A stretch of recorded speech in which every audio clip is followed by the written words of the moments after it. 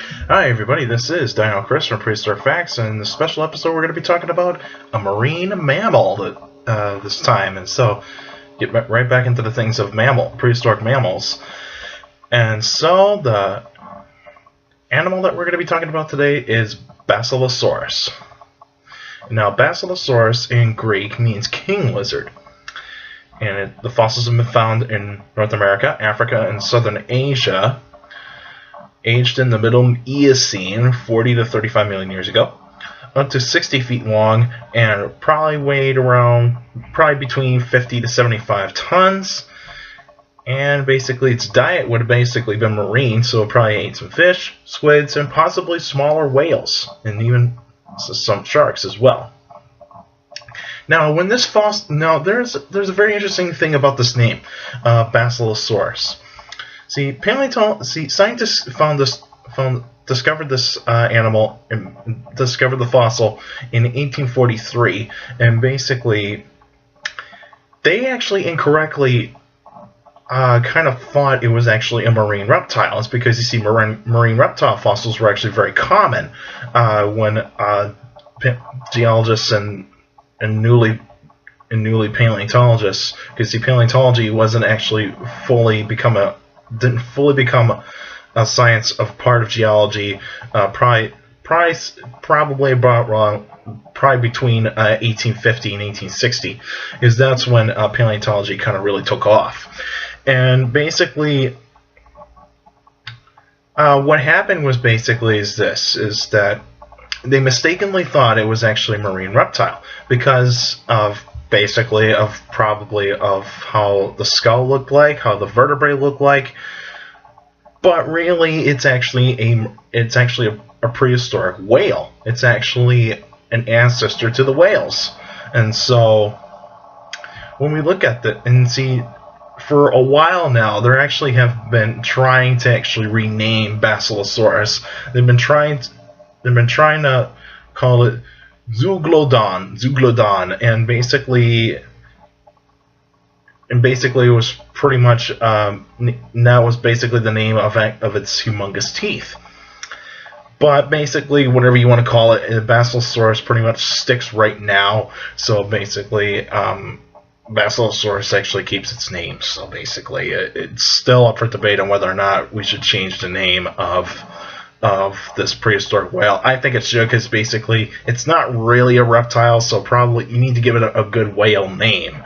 But even though Basilosaurus sticks for right now. And the key characteristics of this animal is basically it's got enormous teeth, peg-like teeth in the front, and basically tusk-like teeth in the back of the jaw. And so basically it's a carnivorous whale. So basically it's not a filter feeder, so it wouldn't be actually eating plankton all the time like some of today's whales. But basically when we actually look at Basilosaurus, it's actually kind of still has the traits of its ancestors, who are basically land mammals. And so when we look at the DNA of whales, they actually share a common ancestor with hoofed animals like pigs and hippos. So basically you're actually looking at a mammal that actually was at one time was a hoofed animal, and actually basically retreated into the water. And then you actually had animals like Ambulocetus, basically means a walking whale. And so that's when you actually have these animals actually kind of reversing the trend of basically, instead of started in the water, coming out of the water, and basically just became terrestrial. And basically it's kind of going the reverse way, which is basically started on land and then retreated back to the water. Because you see, when you go in the water, you don't have that many natural predators that much, and so you could become a predator if you want to. And so that's how whales actually kind of started out, is that they were actually carnivorous and rather than filter feeders. Filter feeders probably didn't actually start around until like the Oligocene. So probably they probably didn't actually have that the really thin hair-like teeth that really didn't actually start out probably until like maybe the late Oligocene, and then basically that's when they became prey a little bit more than actually predators. But there's still predatory whales out there, like the sperm whale. Sperm whale is actually a predatory whale. And when we look at the skull of Basilosaurus, we actually see that it probably does have good eyesight, but it actually has really good hearing, so probably did communicate with each other. But would they actually probably lived in pods? I don't really know about that, because most fossils of Basilosaurus are actually found alone, so basically they probably weren't really communal animals until probably they actually gone to a place where they actually had their mating season. So probably what we actually see here is that they probably lived alone, probably had their own territory. Females were probably their only social bonding with another Basilosaurus, so basically it's young. But when it comes to mating season, it's basically all about like reproducing and actually communicating with other males. And it's basically males and females basically kind of actually start communicating with each other. And so when we actually, but you see, Basilosaurus in terms of its sense of smell is very unknown. Because see, we don't know how whales actually smell. Because you see, because since Basilosaurus still has nostrils in the front of its nose, it probably didn't really have a blowhole totally yet. So probably just still had its ancestral traits, basically with the nostrils, the teeth. And another interesting feature about Basilosaurus is actually it does have back legs. And how interesting is that? And you see, because since their ancestors came from the land, then basically they used to be quadrupeds or four-legged animals. They actually reduced the size of their back limbs, and because they weren't going to be useful that much. But when we look at some like reconstructions of Basilosaurus in terms of like probably like trying to make it more lifelike in terms of like on the computer and all that kind of stuff, we might actually, because when we look at that series Walking with Prehistoric Beasts, we actually see in that one episode where they talked about Basilosaurus a lot more than the other animals that were actually around in the late Eocene.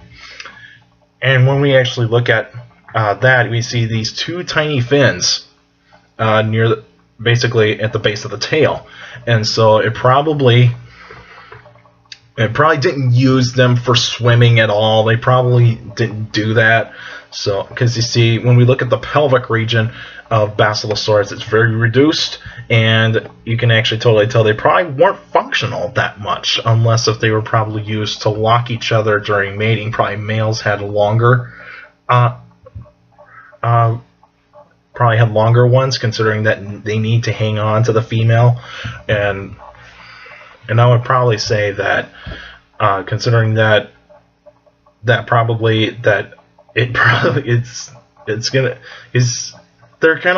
like the Basilosaurus arms or the Tyrannosaur arms. They weren't really functional. They were basically almost useless, to tell you the truth. But except unlike like the Tyrannosaurs that compared to Basilosaurus, Tyrannosaurs used their arms a little bit more. Probably did use their arms a little bit more than Basilosaurus's back fins. And so, what would actually be around during that time for Basilosaurus?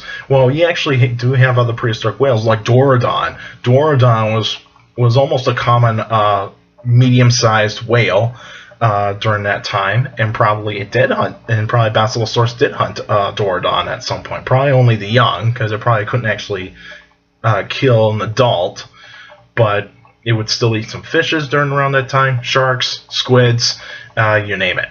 And so, but when I look at the teeth of Basilosaurus, I see a flesh eater. I'd say it probably actually grabs things that actually do have slippery scales, kind of like sharks, fishes, and some squids.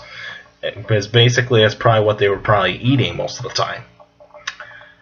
And then when we actually, and basically back teeth are actually designed for slicing. The front teeth are basically for grabbing and hanging on. You see, whales don't really have serrated teeth.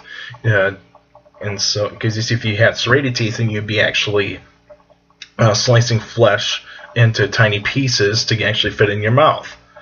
Whereas Basilosaurus's case is basically that it's grabbing and hanging on, then take another bite to actually get like a part of the animal into the back part of the jaw, and then basically it would slice some flesh off and basically eat some smaller chunks than, like, say, what sharks would have actually taken in.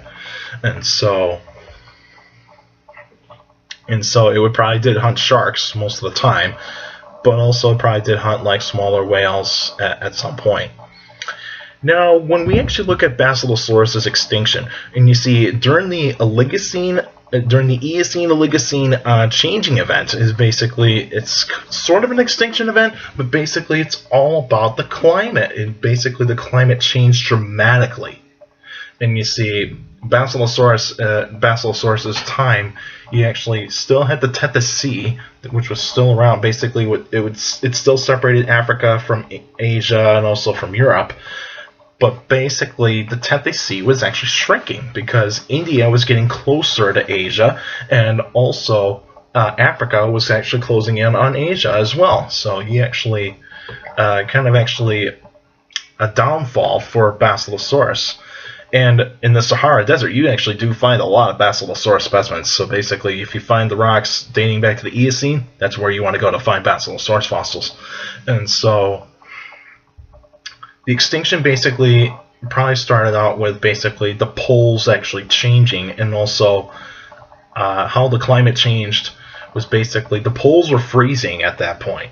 And so glaciers were actually starting to develop in Antarctica. And so that's when Antarctica actually started to become fully glaciated, and then you actually had a cooling effect in the oceans. So this would actually be a rise in oxygen, and you see, when you have a rise in oxygen, you get more ice, and so that actually will happen. And so that probably had an effect, and also the fish stocks basically in the oceans probably plummeted due to that, and also probably feeding behaviors had to change as well.